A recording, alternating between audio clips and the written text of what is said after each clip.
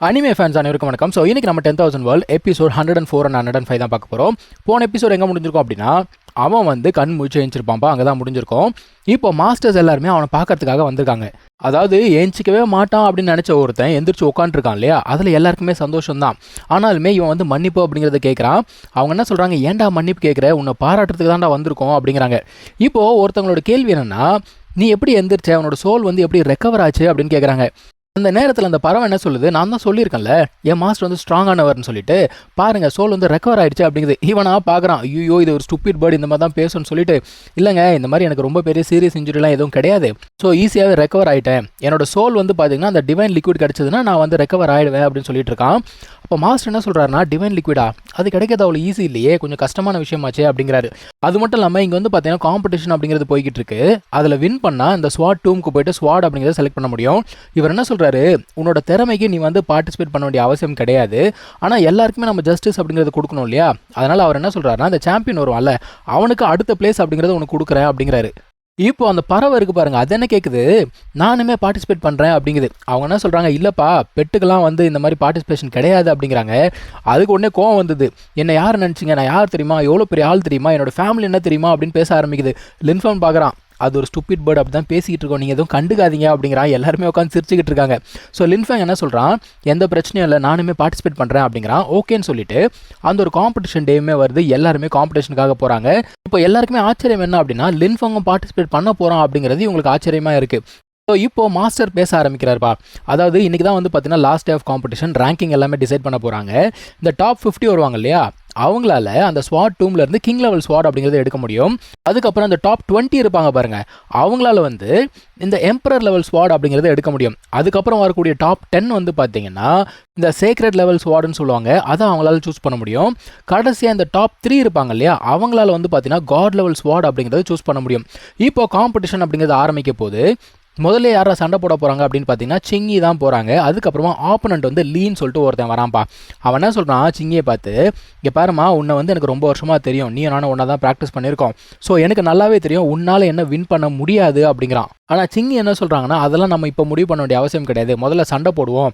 அதாவது லின்ஃபங் இருக்கான்ல, அவன் வந்து எப்போவுமே என்ன பண்ணுறான்னா அவனோட ஸ்ட்ராங்கஸ்ட் ஆப்பனண்ட் கிட்ட தான் சண்டை அப்படிங்கிறத போட்டுக்கிட்டு இருக்கான். அவன் வந்து ஸ்ட்ராங்காக இருக்கான் அப்படிங்கிறதுக்காக ஒரு வாட்டி கூட பின் வாங்கினது இல்லையா, ஸோ அவனை வந்து ஒரு எக்ஸாம்பிளாக வச்சு பேசுகிறாங்க இவங்க. இப்போ 2 பேருமே சண்டை போட ஆரம்பிக்கிறாங்க. சண்டை ஸ்டார்ட் ஆன உடனே நல்லாவே தெரியுது சிங்கி வந்து அந்த அளவுக்கு ஸ்ட்ராங் கிடையாது அப்படிங்கிறது. ஸோ இந்த ஆப்பனண்ட்டோடைய பவர் என்ன அப்படின்னா, இந்த எதிரியோட பவரை அவனால் உறிஞ்சிக்க முடியும்.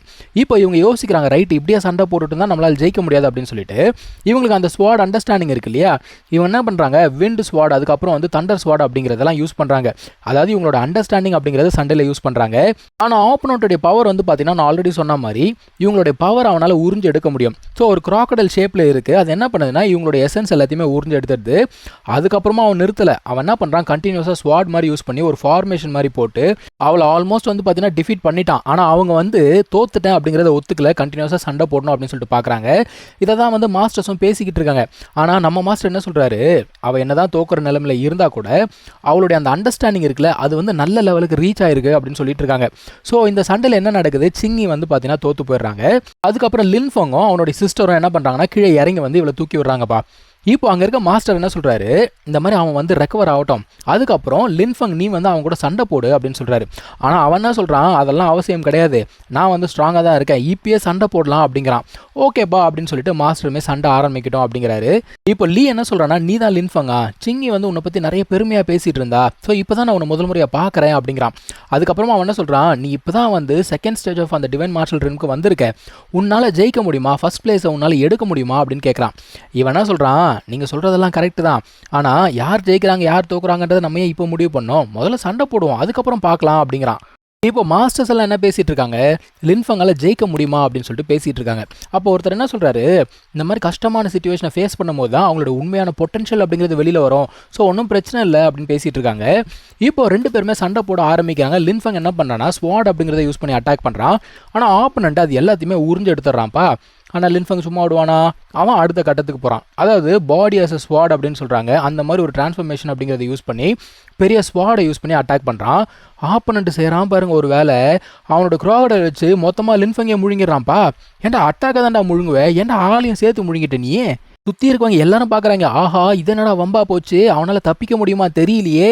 ஏன்னா அது என்ன பண்ணோம், இவங்களுடைய ட்ரூ எசன்ஸ் அப்படிங்கிறத மொத்தமாக உறிஞ்சு எடுத்துரும். எப்படி தப்பிக்கிறது ஒன்றும் புரியலையேன்னு பார்க்குறாங்க.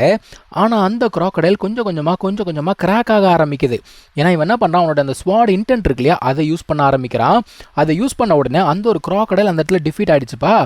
எல்லாருக்கும் ஆச்சரியத்துக்கு மேலே ஆச்சரியம். என்னடா இவனுடைய ஸ்வாட் வில் அப்படிங்கிறது பயங்கர ஸ்ட்ராங்காக இருக்குது, இப்படி ஒரு ஸ்வாட் இன்டென்ட்டை நாங்கள் பார்த்ததே இல்லையே அப்படின்னு சொல்லிட்டு எல்லாரும் முழிக்கிறாங்க. லீ இருக்கா பாருங்க, அவன் வந்து ஆக்சுவலாக இத்தனை வருஷமாக தோத்தே போலையாம். அதனால் கண்டிப்பாக அவனுக்கு வந்து தலகணன்றது அதிகமாக இருக்கும். ஸோ இந்த ஒரு தோல்வி அப்படிங்கிறது நல்லது தான், அவனால் வந்து க்ரோ ஆக முடியும் அப்படின்னு சொல்லிட்டு மாஸ்டர்ஸ் எல்லாம் சொல்லிட்டு இருக்காங்க. இன்னொருத்தருமே ஆமாங்க நீங்கள் சொல்கிறது கரெக்டு தான் அப்படின்னு சொல்லிட்டு ஒத்துக்கிறாரு. ஆனாலும் அவன் விட மாட்டாங்க.